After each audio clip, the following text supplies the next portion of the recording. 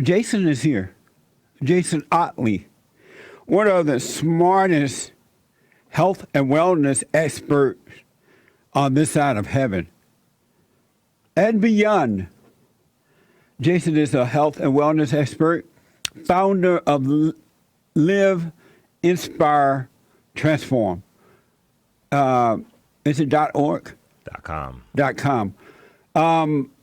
And I train with Jason. It's amazing. I mentioned that before. It is absolutely amazing. So I'm happy that he's able to get in here. Really busy man. But yeah, he made the time to come in to answer some of our questions. Jason, good morning, sir. Good morning. Thanks for having me. Always a pleasure. Yeah, man. Thank you for coming. Today is I don't know how many years, but 2001, I believe. Was it? how many years when 18, yeah. 18 years since 9/11? Yes. That's amazing. Where were you? Were you in this country or in Canada? That was my last year before. I was in Montreal, but I was moving to Atlanta in a couple of months. And I got the call from, I think, one of my friends and said, turn on the news. And just, yeah, then from there, it was just amazing.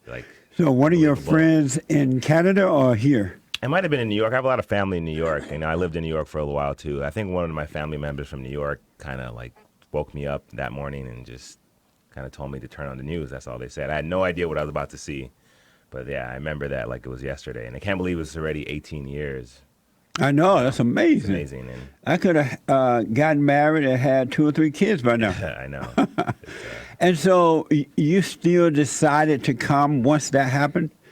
I'm not gonna lie. I've never heard once that happened. I never thought that someone would take a plane and do that. It just rocked my world for a long time. I never even thought that something was even possible. So even from Canada, I was still shooken up about it for a while. I just never knew that was even possible. But I got over it, and I never changed my decision to come to this amazing country. Amazing. So the last time you were here, we talked about something called a keto. Is that what it's called? Keto diet. Oh man, keto that was a diet. great subject that we talked about. But you got a lot of positive and negative responses to that. I loved all of it. I loved getting people talking. So that's all. That's what it's about. But why are people upset about it? And it was amazing because some people react before they think. A lot of times. And all I was saying that no matter how great a diet has worked for you or a friend, it's all about that person's profile. Does that person's profile fit that diet? Can they follow it? Right. I don't care how great it is, how the science backs it. None of that doesn't matter unless your profile fits what it asks you to do for the diet. And that's pretty much all I was saying. There's pros and cons to keto. There's a lot of good things about it. But, like I said, with any other diet, even if science backs it, is really depending on that person's profile, and not just diet, but exercise programs. I don't just train my clients with the one specific program. I gotta have to get to know that person, know where their weaknesses, how their struggles. And I like to bodybuild. I like to work out 4 times a week. But if someone who's really busy and only can make it to the gym 2 times a week, we're not gonna have the same program because they're not gonna succeed on the kind of program that I am. Right. So it's all dependent on that person, and that's pretty much what I was saying about the keto. And so, what is, for those who don't know, what is a keto diet? I mean, high fats, low carbs, and that's what your basis of your diet is. And then that's it's restrictive within those contents. You're not eating too much outside of there, so you really have to do a lot of preparation into following a keto diet, and the transitioning into a ketosis stage could come with the keto flu. You may get sick. It's a transitioning period. So those who want to start a keto diet, I know you heard a lot about it recently in the news. Do your research about it. Follow it up. Know what it takes to get to that stage. Know if it actually fits your profile, if it's something that you can sustain. Because if you only could do it for 1 or 2 weeks, you're not, what's the real point of doing it? I think you should stick with something that that you could sustain on. And they also require that you not eat for many hours, right? Well, that's not true. No, it's really just about what you're eating. But when you're eating, it doesn't really. It's what you're eating it's the biggest thing on that diet. So you can eat whatever you want. Yeah. It's just what you eat. It's what you're eating and like the we call the macronutrients, like the fats, proteins, and carbs. You have to really pay attention to that. That's what. So they want you to eat a lot of fat or not? Yeah, high fat, but not like bad fat. Remember, like I think people when they hear fats, people who are not really in depth about nutrition, if you think fats is just bad, it's not a bad thing. It's just we all eat fats, carbohydrates, and protein pretty much throughout the day. Usually, and the average person doesn't intake a high amount of fats. We're really carb heavy in the United States and North America. We eat a lot of carbs, a lot of protein, and some fats. With the keto, you're eating a lot of fat. So it's, not as So common. fat mean sugar and No, really, like there's fatty fish like salmon, there's avocados, there's nuts. You're getting fats from those kind of sources. Fat can be in any kind of food, but they're high in the sources that I just named right there. And your diet is going to be mainly composed with foods that are high in fats. and what is the purpose of putting on fat? I'm trying to get fat off. I know it doesn't mean that you're going to put fat on. You're just going to be able to utilize it's going to be help you to burn fat, or it really helps with brain function. Like there's a lot of good benefits with the keto. Amazing. And so I read some of the comments, and Yeah. some people say, "Oh, my husband or my wife overcame cancer with Yeah. keto and all that crap." Like I said, one or two or three or four success stories doesn't mean it's going to work for everyone. Right, I don't that's care. right. I mean, I Yeah. don't want to be mean, but like it doesn't mean anything if you had success or if you failed on a keto. It's independent for each person. I have a lot of friends that are, keto advocates. I have a lot of friends that are vegan advocates. I have a lot of friends that are paleo. The thing about diet, people get so religious about it. Like it's an all or nothing kind of thing. And Yeah. it baffles me. Like, guys, have a broader sense of view. Like, understand people have different perspectives. So when people get religious about it, about diets and all that, working out and all, do they know they have become that way? I don't think so. And to me, it's like I don't know. Just by nature, I always like to question everything, and I want to know different methods to doing Right. things. So I'm never all in on one thing because I know like it's like me and you saying, "Hey, what's the quickest way to go to the airport?" And I'm hell bent on taking the 405 and shaming anyone that has another route to go to the airport. Right. It's the same principle. There's many ways to Amazing. get there. And are carbs? Do carbs make you fatter than the fat? It's not. It's really about how many. It's like there's not one macronutrient that's going to make you fatter. It may be the wrong type of carbs, of course, if you're eating too many of it. But at the end of the day, I know like people don't like to hear this, but it's really about how many calories you're taking in. To lose weight, you're going to have to create some kind of caloric deficit for yourself, meaning you're going to have to find a way to burn more calories than you're taking in for that day to lose weight. And if you're gaining on weight and you're not able to lose weight, or you're stuck in a place where you're not losing weight, then you haven't created that caloric deficit. And hopefully if you choose a diet and you exercise and you're active, you'll start creating a caloric deficit for you. People like to think about diet as the one way, but you have to create a caloric deficit for yourself to lose weight. There's no way around it. It just sounds like so much work. And when you break down to the scientific and stuff about it, we could talk about it all day. But in a nutshell, be active and have a healthy relationship with food. That's Yeah. really what it boils down to. I don't care how you do it, paleo, vegan, all that stuff. I'm all for it. I hope it works for you. And What's paleo? paleo is really kind of like not the flip side, but high meat and more vegetables, less fat. It's not as high fat as the keto diet. It's really high in protein. And vegan are those people who don't eat meat. Yeah, vegan is no meat products. Why would someone decide not to eat meat? I mean, there's some. That doesn't I make mean, me sense. personally, The I hog- enjoy. Yeah, I enjoy meat. The but, hog and the cow were made for us to eat. I mean, people share different perspective, and I respect that. And then there's studies that back it up that it works. I personally would never do a vegan just because I have no issues with meat whatsoever. You notice the vegan people always look hungry. The one thing I never understood is And then when vegan they athletes. That's really impressive. Those vegan athletes out there, kudos, because I feels like it's hard to sustain that. So kudos to you. That's guys. why they're losers. But the vegan person always look hungry and weak, and when they sit with you and you're eating your steak meal, they're looking over at you, wishing for it. I know a lot of happy vegans, so some people are just happy vegans, and kudos to them as well. So this is a question from YouTube. KT ask. He said, ask question for Jason. Why is it that 60% of blacks and 2% of whites are lactose intolerant? What's with the huge disparity? That I do not know. That's a great question. I got to check those numbers if it's true. 60%. I wonder how really he knows high. it's 60%. Yeah, I have to look that up. I can't comment on that one, but that's interesting. And I know a lot of people who are, so I'm not one of them, but it's a thing. So lactose mean they can't drink milk? Yeah, well, anything with, exactly. Primarily milk. When I was growing up in Alabama, I had to milk the cow every morning before school. Oh. You ever milked the cow? Never. You have not lived until you milk a cow. I'm down, though. I'll try that. So I had to get up in the morning, go out to the barn, and go out to the field, bring the cow in, milk the cow, feed the cow hay, and put her back out before I went to school. How long did that whole process take? About an hour or two. Maybe less. Okay. And then, but I used to drink buckets of milk, sweet milk and sour milk. What's your relationship Buttermilk, with milk they call it buttermilk. I never had a problem with milk. Now, do you while have a growing problem? up. Right. I can't drink it now at all. I mean, that you change. We're not the same. Your digestive system changes, so it's not uncommon that you weren't at one point and you are now. It doesn't really mean that something's totally off. And so Joel has a question for you. Sure.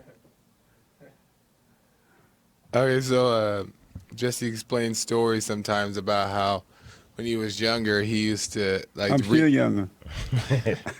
When he was a teenager, he used to. When he was younger, though I'm dying. Yeah. In order to eat the chicken or to eat the pig or whatever they ate, whatever y'all ate back then, is that he would have to go kill it himself, wring the neck of the chicken or hit the pig over the head with an axe and watch it squeal.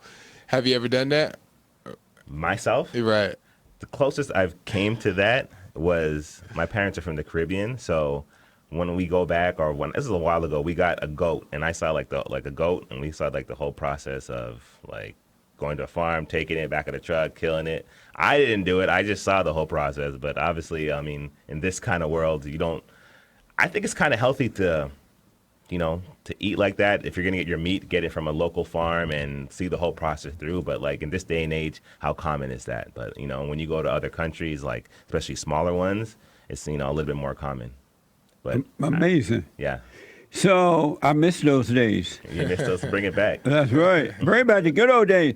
So Mike want to know, what are the common mistakes people make while training alone? I think the biggest thing that sometimes it's not their fault is like they'll have a program. Even let's say they find the perfect program online. They'll take it to the gym, but they won't have someone supervising them. So they'll do it with poor form, and I feel, not that I feel like, I'm very sure that when you have poor form, it takes away from the progress of your program. Yeah. And it also opens you up for injuries, especially if you're going to start using heavier loads. So not having someone to overview, to make sure you're getting the best out of each rep, staying safe, and all the small stuff that you may not think about if you're not a fitness professional. I think that's the biggest thing. So how long does a person need a trainer? I always think use a trainer. Like, it's good to have one, but like don't solely rely on them. Like gain knowledge from that trainer. A trainer should be educating their client so at one day they can be successful on their own. Right. They shouldn't, I never train my clients to be like, hey, I want to get you to a point where one day you don't need me.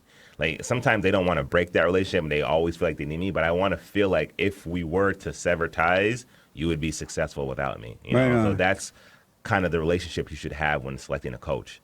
You too. Sion ask, do squats really help? Squats, the squat things, really help get rid of cellulite? Cellulite? I wouldn't say directly, maybe a little bit, but cellulite is, I wouldn't say like, hey, squat and you'll get rid of it. I don't feel comfortable saying that. No, What is cellulite? it's like the It's, on your skin. It's like it's. I hear that a lot from women. That's one of their main reasons they don't like the way they look. If you decrease your body fat, however, that will help with reducing cellulite. It's just when you like that's when a body is fat and then you lose weight, it look like a highway running through your body. that's more like stretch marks. No, Oh. cellulite is like it's kind of hard to explain it. Like people with higher percent body fat usually have a little bit of cellulite, and it's just a presentation on the skin surface. It looks like a certain way, and people don't like that. But if you reduce your percent body fat, then that will help with it. So squats, in some capacity, will definitely help you reduce body fat. So indirectly, it can help you. So you can't get rid of that cellulite. There's other procedures. Like my wife was like in the medical device sales, and she worked with a product that helped get rid of cellulite. But that's like more invasive, But I think just getting a healthy body fat that'll help with that. So what's the difference between pushing yourself versus hurting yourself or injuring yourself? Definitely, you can push hard in the gym, but I think people also tend to think like if I go to the gym and I don't leave with a bucket of sweat leaving on my head, then I didn't have a good workout.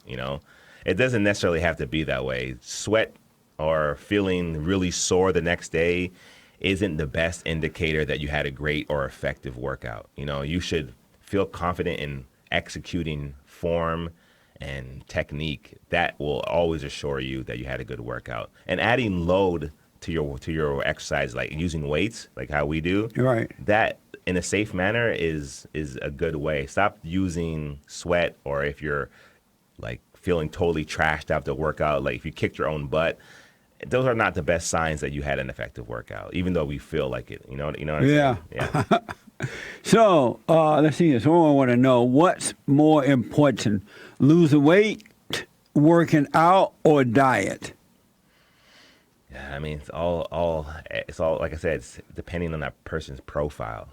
Like let's say someone is really keen to like eating healthy and that comes really naturally to them, but they hate going to the gym and they hate working out. Then obviously for them, that's the biggest step, But for me, what I've seen in my career with most clients, they like working out, but it's a little bit harder to like change the way they eat. Yeah. They'll follow a program to the T. Yeah. So it's really important for a coach to know how, like you can know the science behind food and be an expert in paleo, whatever, but if you can't get the person in front of you to buy in what you're saying, then how good of a coach are you? So you have to know how to like get around certain behaviors with people. There's a lot of emotional ties to eating, so you got to really, walk them hand by hand to get over some of these, eating behaviors that people have. So I think that's what a good coach is made out of. This is from Periscope. Dank Daddy. Okay. Dank Daddy ask, is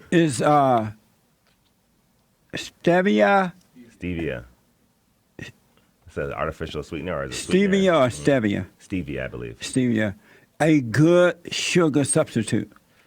I don't use stevia, I prefer to use like a little bit of honey or agave and just keep it natural. I've heard good things about stevia. I think it'd probably be better than like white sugar, but do your research on it. Is stevia a form of sugar? It's a sweetener, yes. And I don't know it's if it has it come in actual those sugar little in it. pink packs and Yes, I blue believe packs. so. Yeah, the That blue. stuff tastes like cancer. I don't like the taste I don't of drink it at all. When but I have tried you've it. seen it, right? Yeah, it tastes like cancer. I'm not a big fan, but I know it's a healthier option than some of the other things. I like also brown sugar as an option as well. Oh, okay. Can't I got to sugar. ask you this because the time is up. Yep. There's a report out now that, that smoking that the kids are doing, the young people are doing. Yeah, the vapes. Vapes. Yeah. That can cause cancer or lung course. problems or stuff like that. Yeah. Do you believe that? Yeah, of course. I know, and it's almost like an epidemic now, man. It's I think in due time, like maybe 5-10 years out, the research is going to be undeniable. But like, you see these young kids, like you can't even catch them without it. Like it's so popular now, and it's almost scary to see where it's going to go and what could. I was just reading an article on some of the neurological disorders that it could cause from vaping that they're linking towards it. So, and I know they kind of market towards like kids as well, like as far as like bubblegum flavors or different kind of flavors to make it more appealing. Right.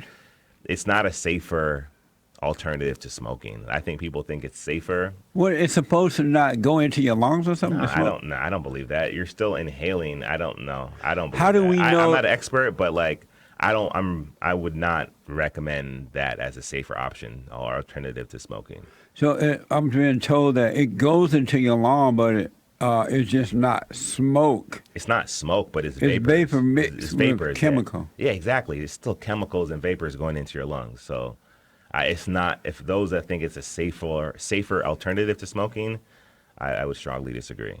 I don't know if it's true or not that it causes cancer, because I've noticed that these people with agendas, whenever they want to destroy a company or destroy someone, they make up stuff and they put it out there like emergency is happening. They did that when they wanted to get rid of cigarettes. Yeah. They went as far as saying that secondhand smoking would hurt you, right? And they just blew it out of proportion because they wanted to destroy the cigarette industry. So this is coming up now, and I don't believe it. I don't know if it's true or not, but I don't know to believe it or not because I know how vicious and evil these people can be. and I respect that. I just don't want like kids to think that it's a safe. Oh, I could use nicotine in this way and not have any like negative effects on it. You know, I just think that it's such a new thing. It hasn't been out for that long, and the results and studies are not going to show for a little while. So just be cautious with it. A lot of young people put pot inside of it. Yeah.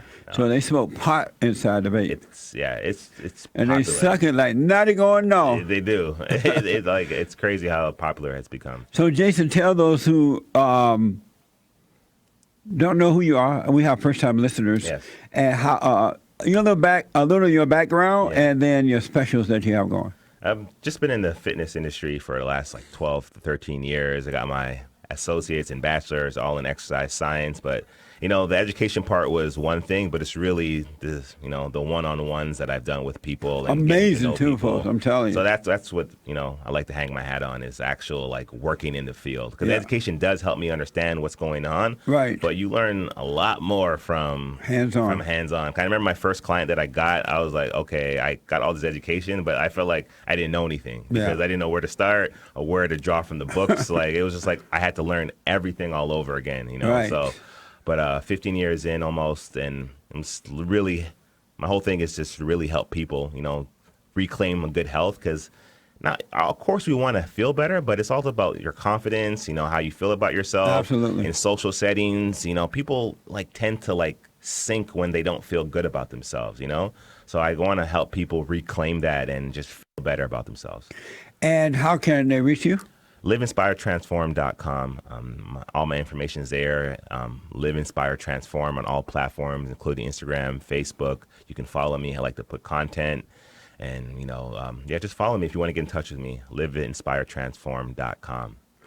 And as far as the keto people out there, Hey, if it works for you, great. If it doesn't, it's not the end of the world. so what's good for the goose is not good for the gander. Not always. There it is. Thank you, Jason. Thank you. Jason Ottley. Make sure to check him out, folks.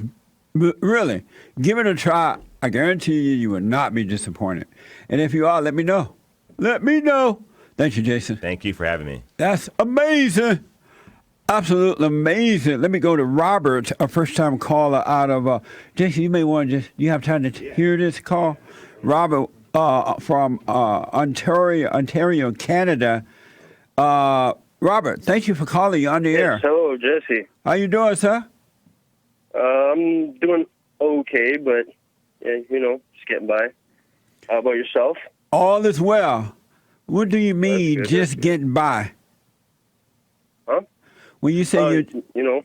Just dealing with, I guess, the world's problem. Oh, I That see. throws at you, right? Okay. All right. Go ahead. But my question, is, how you keep telling people to, stop smoking pot and how it's bad, right? Get off the pot! Well, because in the Bible, you know how it says God gave us every seed bearing fruit, yeah? Right. So, like cannabis it comes from a seed, right? And it bears fruit. So I don't get how it's bad, because I've seen it heal people with serious ailments, and the government's pharmaceuticals never did anything for the people, right? Like, for example, with this cancer ordeal, like there's people within Canada here that cured their own cancer from making oil from this cannabis plant. But you keep saying that it's bad, right? What's the difference? I just want to know, how is this cannabis bad, and why should we stop smoking it and using it if God said He gave it to us, right? But God didn't give you pot. Well, He gave us every plant that bears fruit, right? Well, And this not bears pot. fruit, and this fruit.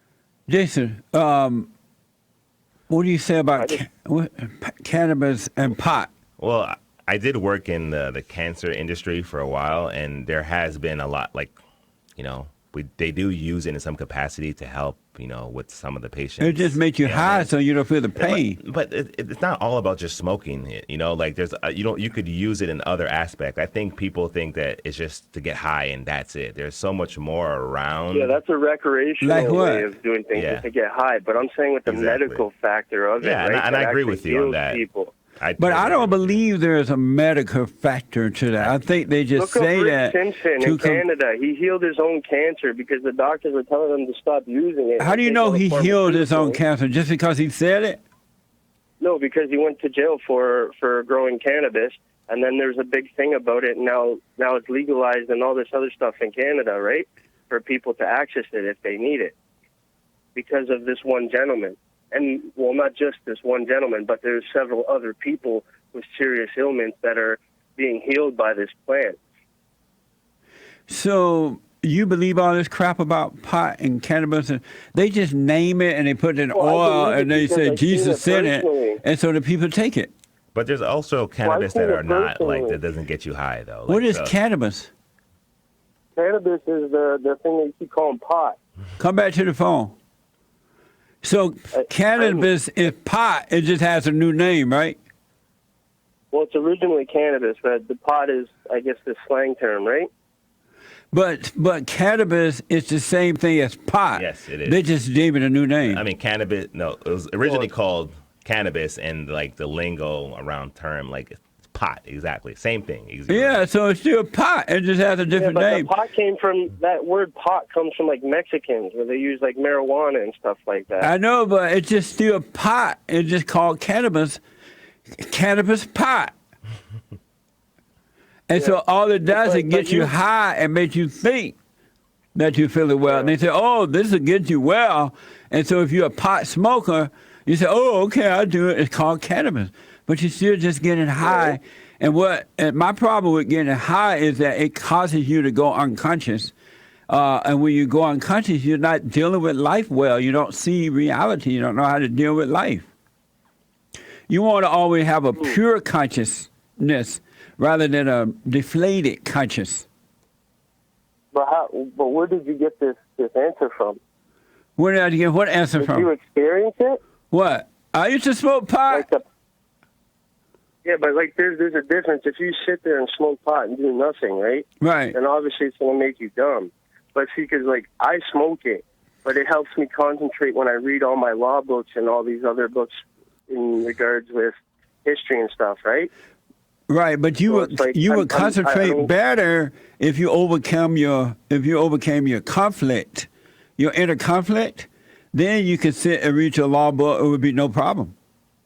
Tell them, Jason, you from Canada?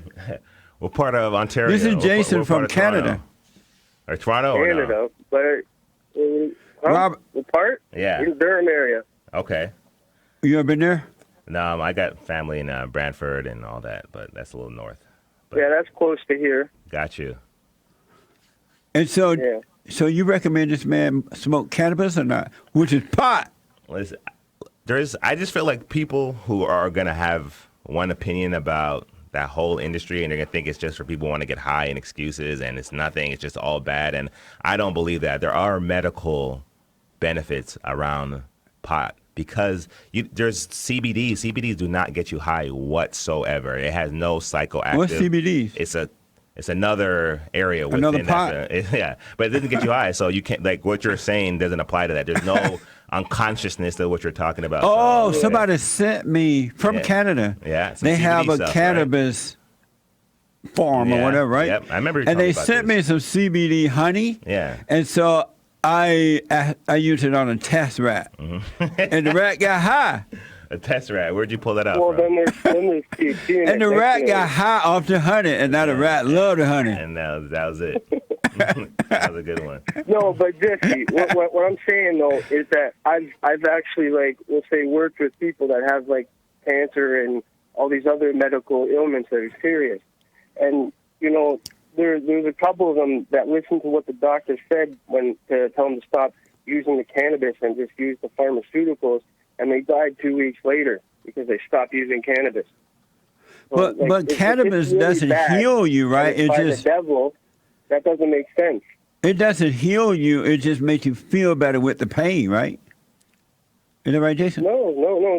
I'm not talking about, like, having pain. I'm talking about, like, having cancer or some sorts of illness.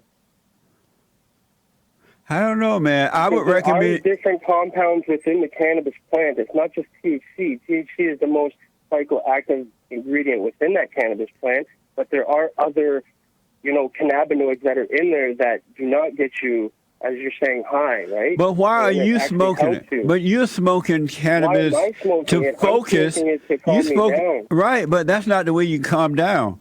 That's not a natural way of calming down, because once you use that to calm down, you have to keep using it, and after a while, you become an addict to it. Yeah. So can you tell me which, like, where in the Bible I can find where it says that, like, there are certain plants that God didn't give us? That Because come back. this is where You it's sound getting hey, confusing. Robert. You sound muffled. Come back to your phone. You Yeah. high. Come back to your phone. Yes, I'm flying high. I'm trying to come back down, man. So what do you say now? What's your question? No, I'm just saying, like, where in the Bible does it say which plants not to use and which ones aren't? Because there are certain people will say, like, when Jesus talks about, like, putting the oil on your head and, like, washing your feet and stuff when you're going to pray and stuff. Some people talk that it's the cannabis oil, But olive oil. are you a because of, Christian? like, the Hebrew writing or something. Are you a know what I mean? Christian? Are you a Christian? I like to think I am, but I can tell you I do fall short of Christ's expectations, to say. Are you a Christian? Yeah. Well, you don't need no pot. Yes, well, If you believe in God, Well, you should already be at peace within. You don't need pot. yeah, it's kind of hard when you got a dictator government that oppresses all the European Canadians, right? But But, right, but still, if you believe in God, they can't oppress you. But Robert, Well, tell God to make the people confederate in Canada, because that's another fallacy that people think that Canada confederated, but yet lack the understanding and reading of the documentation. well, let me just tell you this, and I got to run. Stop smoking pot, and then you'll be able to confederate. No, this is Canada. Everybody should go to that website. All right, thank you, Robert. Confederate. Have a good day. All right, buddy. Chris from Costa Rica. Chris, thank you for calling. You're on the air. Chris has a question. Thank you, Jesse. Hello, Jesse, and your guest, Jason. Good morning. Good morning. Good morning. I studied nutrition in college. That's why I wasted my time in college doing. It's a complete waste of time. And Jason, what you're talking about defies logic and reasoning and actual practical evidence that we can see. Okay. Look at any picture from the 70s or maybe early 80s down. Mm-hmm. You don't find heavy people, and you just find thin and fit people. Okay. And now we have this overabundance of nutrition, trainers, gyms, and whatnot, and we have a country filled with obese people. So that's not the solution at all. That makes no It sense, isn't Chris. at Hold all. up. Let me stop you right Yeah, there. Because there's an abundance of trainers, that equates to why there's more obese people today? Is that what you're bringing to me right now? No, it's not. No, that's just one. That's one of the factors. But there's no correlation in that. There's no correlation in how many trainers there are versus how many. Don't you think about like the food that is presented to people in this day and age, how easy it is to get fast food, how unhealthy food is a lot cheaper? No, it's I'm gonna probably get to that. more, just the way you started off the conversation, I'm going to have to dismiss a lot of it. So you can restart, but you're saying that trainers, the abundance of trainers, why there are so many overweight people. I'll explain it to you why. Okay, go ahead. Try it again. You kind of sound like a woman that doesn't like the beginning of a thing and then just closes their mind and stops listening. No, I'll let you give another chance at it. I'm explaining to you the evidence. The evidence is this. In the 70s, early 80s, and downward, there were no such thing as trainers, no such thing as nutrition. We paid no attention to it. There were no gyms. Now we have an overabundance of all of that. Okay. So it's not a personal attack toward you. I'm talking about the entire industry. Okay. All of this exists, and we have an overabundance of obese people. Okay. What I'm talking about, the issue is not that. That is not the issue. The issue is processed sugar, period. Okay. That's all it is. You talked about something which is kind of correct, but it doesn't take into account the types of calories because trainers and most people try to lump all calories into the same category, and it's not like that at all. How do you know what most trainers do, Chris? How do you know what most trainers do? Because I heard you say it. I didn't lump all calories. Tell me what I said. Okay, you said that it's what you need to have is a deficiency of calories. That was it. You need to create a caloric deficit for yourself. Yes. Go talk to, and don't take my advice. Remove, throw what I said out the window. No, wait, hold on. Let me just finish. Remove what I said from the equation. Go do your own research about what is the most effective way to get to a weight loss. All right. And if you research really thoroughly, you will find out for yourself, not my opinion, that you need to create a caloric deficit for yourself. It's all about energy balance. Don't take my word for it. I don't know anything. Do your own research, then you'll find out the answers for it. Exactly. I know you don't, because that's what I studied in college. And I've thrown most of it away because it's mostly garbage. Okay. The most important thing is to stay away from processed sugars. That is it. You stay away from processed sugars, and you'll be fine because they didn't exist during that time. Okay. And so there's an overabundance in it. You find it in ragu sauce. You find it in bread. You find it in things that don't have there's no reasoning behind it except because it makes it Chris, sweeter. If someone came to you today, right? Someone came to you today and said, "Hey, man, I'm 60 pounds overweight." So your advice to them would be stay away from sugar and a pat on the back. And a pat on the back. Well, if they ask me, then you're saying if they told me that, I'd say all right. But if they ask for my advice, it's a different story. I don't give out advice like that because nobody listens to it. Nobody can care less. I had one friend that actually did what I suggested to him, and he lost 60 pounds in a matter of 3. But think about it. If it was so easy to lose weight by just staying away from processed sugar, don't you think people would lose weight a lot easier? Because if it was just one fix, hey guys, if you want to lose weight, just stay away from sugar. Yes. I think what you're not understanding is that it's more complex than that. It's not an easy fix. It's not as easy as that. It's not as easy as that. So staying away from processed sugar is definitely effective. In a very simple way. Yeah, but it's more than that. Chris, let me ask this, Chris. If most people today lack self-control, so if people didn't lack self-control, would we need the gyms and the trainers? Aren't the trainers and the gyms meeting the needs of the people because they lack self-control? Yeah. No, you're absolutely right on that, Jesse. And also, it's an ego boost to tell other people, oh, I have a trainer, I'm on a diet and all this, because it sounds like something that's so, it has such a great connotation to it. What do you say? Look, I'm doing something for myself. That's why people always talk about, I'm going to start going to the gym. I have a friend that's grossly overweight, And she's always saying that. I told her from the beginning, don't tell me that. Tell me 3 months into you being in the gym. And I agree with that. And I do agree. Like, I don't like that part of the industry. There's a lot about this industry that I don't like, Chris. So I don't want to get, like what you're saying, I don't like that aspect where people have a trainer for the social aspect of it. I don't like that. And I agree with that. Exactly. I don't like that part of it. Industry is necessary.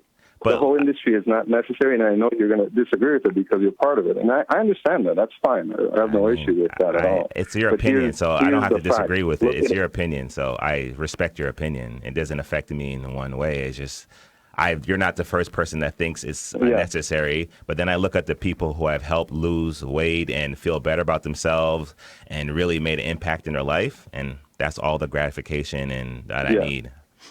Thank you, Chris. Thank you, Chris. Okay. All right. Thank you, Jesse, man. Appreciate it, man. God bless. God bless you. Amazing. Yes, sir. And so, are there other people who feel that way? Of course. It's always, I mean, as a trainer or in the fitness professional, the industry has been smeared a little bit by, some bad trainers, and there's a lot of good trainers. That's with any industry. Like, I was just thinking, it's teachers, like that with preachers. Cops, there's like preachers. To have one or two experiencers or three, there's hundreds of thousands, if not millions, of trainers are around the world, and there's a lot of good ones that help people in so many ways. But I understand what people's experience are with them, and that's gonna kind of dictate what they feel about it. Right. But people know better than that, like if you had a trainer that helped you, you're going to feel different. If you had a trainer that just took your money and didn't help you, you're going to feel a certain way about that. So everyone is different, as with any profession out there for the most part. You take a bad landscape artist that messed up your lawn, you're going to be like, oh, all landscape artists, blah, blah, blah, blah, but it's personal. I noticed that I would hire Mexicans to do my lawn, and then after a while they halfway do it or they don't show up every week. And now I think all Mexicans are like that. That's not true, though, right? No, but that's what I think. Well, there you go. That's what I'm talking about. And I face some of that, but I encourage the convo. I love to talk about this, the good, the bad, and the ugly. So thanks for that call, Chris. James, thanks for calling from Illinois. You're on with Jason. How are you doing today, Jesse? All is well. How are you? I'm very well, sir. Thank you for taking my call today. Yes, sir. I just wanted to call and completely validate what your trainer there is saying. I was in the when I was in the Navy, I got injured, and I was still on the metabolism and still had the mentality of eating 3 full meals a day and everything. And I was because I was injured, I couldn't really do much, so I started gaining all kinds of weight. My whole life, I had never been much over like 150, 155 pounds, and I got up to 212 pounds. And what I decided to do is, just like your trainer there was saying, with the calories, you got to create a calorie deficit. That's absolutely correct. I decided, one day I went down to tie my shoes, and I had to breathe out to tie my shoes, and I was like, oh my gosh, I can't let this keep going, Yeah. So I decided to take my calorie intake down to 1,000 calories a day. And the way I figured it was, okay, there's people all over the world that survive on a lot less than this, and they're still alive. So I'm not going to starve to death. So I took my calorie intake down to 1,000 calories a day, and what I discovered was it doesn't matter what you eat. It doesn't matter if you don't do any exercise or anything. Just do your normal active daily routine. And as long as you're taking in less energy than you are using, you will lose the weight. In about 3 or 4 months, I got down to 160 pounds from 212. Like, that's a huge part of it, and thank you for your call. But I mean, how long were you on that 1,000? That's extremely low, which I don't think anything is wrong with. I was just curious to know how long were you intaking 1,000 before you kind of ramped it back up a little bit. I started taking my calorie intake down to about 1,000 calories. For the first 2 weeks, it felt like I was starving to death because my metabolism was going through that reset. Yep. And like I said, for the first 2-3 weeks, it felt like I was starving a little bad, but then all of a sudden, all that starving feeling went away. All that hunger went away. I'd have a full plate of food in front of me, and I'd only be able to eat just a few bites of it. I'm like, oh, man, I'm feeling full. But I felt like I was really energetic. And the weight was just, daily shedding off. I was weighing myself every other day. I was losing, a pound or two every other day, it seemed like. And finally, after about 4 months or so, like I said, I got down to about 160 pounds. from 212. That's awesome, man. That's amazing. That's amazing. Yeah. And amazingly enough, my metabolism has balanced out. It's maintained basically the same. I've maintained about 165 pounds. My wife recently got pregnant, so I've added a few pounds. Yeah, that would do with it. her and stuff. But we just found out she's 18 weeks pregnant with a boy. Congrats. So Right. we're very excited about that. That's cool. Real men make boys first. Yeah. Well, my cycle hasn't. This is my fifth child, and my cycle is boy, girl, and now it's a boy. So. Right on. Pretty consistent, man. That's right. Well, I appreciate your call. Making lots of babies. That's right. Lots of white babies. Thank you, James. Congratulations Thank you. on the Good job. the Thanks baby for the call. coming, man. Thank you very much, and you gentlemen have a great day. You too. And I Thanks. listen to you every day, Jesse. Thank you very much for saying what you say, and I appreciate it, man. You're welcome, James. Thank you.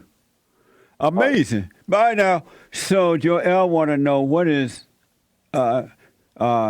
calorie deficit. It's kind of what he said, where you're, taking in less calories than you're putting out. And you don't have to sit there and count calories. Some people will weigh food and be really super methodical with it. Yeah. But sometimes I just tell people to write down what you're eating. And sometimes when you write it down on paper, you'll start realizing, hey, dang, I'm eating a lot more than I thought I did. I'm talking about every single bite that you put in your mouth. You don't have to do it for 3 months, but it's just to have some kind of awareness. Right. It's called it's like taking an audit. A dietary audit of yourself. Okay, what's going in? Kind of you do with your bank account. What's going in? What's coming out? I need to have an idea of what my spending habits are. You need to do that for your nutrition just to get a picture of what's going on. It's hard for you to really make progress if you don't know exactly what's going on. So last night I didn't feel like going out for a meal. Yeah. So I had it delivered, and it was this big bowl of Mexican chip thing with ground beef, green peppers, nachos. That's what it was. Okay, there you go. And sour cream and all that good Yeah. stuff. Is that a calorie deficit? A meal is not a calorie deficit. It's really the bigger picture. Oh, okay. So did you work out that day? Yeah. You did? Yeah. Did you work out hard? Oh, yesterday. Yesterday was Tuesday. Yeah, you no, didn't. I You work out didn't. Monday, Wednesday, And Friday. you probably weren't in a calorie deficit yesterday. Well, with I all do those the nachos. deficit today. Okay, do it today. Stephanie is out of Illinois. Stephanie, you're on with Jason. Hi, Jason. Hi, Jesse. Hi. I love the show. Thank you. First time caller. I just wanted to ask, what are your thoughts on intermittent fasting? It's kind of popular right now. Is it a good idea for weight loss, and is it healthy? Like I said, I'm not all in on any one thing. I think they all have good things. But with that is probably one of my more favorite ones, the intermittent fasting, because I think it sets you up well to be in a caloric deficit. If you shorten the window on which you allow yourself to eat, you're kind of already going to take in less calories, right? Let's say you don't care what time you eat. You'll eat at night, you eat in the morning, and not say you overeat, but if you just shorten that window, you're already setting yourself up, to be in a caloric deficit. If weight loss was your goal, but there's other benefits within intermittent fasting besides weight loss. But I like that a lot. I feel like it's safe, it's healthy. Do your research more on it to see what kind of window of time you want to create. A lot of people go with a 16-hour, 8-hour kind of window. You can eat for 8 hours and you're fasting for 16. You can set it up different kind of ways, but I would do my research on how to start. But I do like the IF. Are you doing that now, Stephanie? I'm thinking about it. But you haven't started yet. Not yet. But so you would say the 16-hour would be a kind of a good thing, or 8 to 16, something like that? Well, you have to look at yourself. Do you get hungry rather quickly, or do you eat do you snack throughout the day, or sometimes you're already kind of set up? I would have to look deeper into your eating habits or what times you eat. But you could start with something a little bit more lenient, like maybe 12 and 12. You could, 12 hours of eating and 12 hours of fasting to start with, then you can shorten that window as you go forward. That's way you're not like, starting off with something so strict. Okay, cool. So start with 12 and 12 and see how that goes and just go from there? Yep. That's a good place to start. Yeah, I would start with that. Okay, cool. Thank you guys so much. All right. Thank you. Thank you, Stephanie. Appreciate you. Thank you. Bye. All right. So intermittent dieting, meaning that you eat. You just have a so window. like if I eat breakfast after the show at 9 a.m., I don't eat anymore until when? It's just setting up a window of time for you to eat, and you're fasting throughout the day. So I can eat at 9 and don't eat anymore until. It all depends 5. how you set up the window. Let's say you're going to do 8 hours, but your first meal is going to start at, let's say, 8 a.m. 8 hours from there is till 4 p.m. So after 4 p.m., you're done eating. That's pretty much the overview of the Well, someone need to talk to Joel and James. They're always eating. Well, they're not doing the IF then. They're doing the. Doesn't mean that they're doing it wrong. They're doing the. How much can I eat? Or how often? Yeah, because you eat breakfast every morning, right? Right, but shoot, it's working. Yeah, I mean, you don't have to do IF, but I just feel like it's a not a bad way to go. Amazing, Jason. So tell the folks how to get you. LiveInspiredTransform.com. Do your own research. Don't take my word for it. Research anything you think you want to know, and then you can present it to me, and we can talk more about it. LiveInspiredTransform.com. And Jason worked with people around the world. Yes. All people, so don't hesitate, all right? You won't regret it. Thank you, man. We held you over today. I apologize. No, I actually worked out perfectly. Oh, okay. So no worries. I loved it. I like taking calls from people and all right. That. It was really fun. Okay. Thank you. All right, 2 more hours to go, folks. Top of the hour news. James coming in. Back in a moment. All right. Spiritual, figured I help you with the test. You got a great enemy. I don't mean great and good.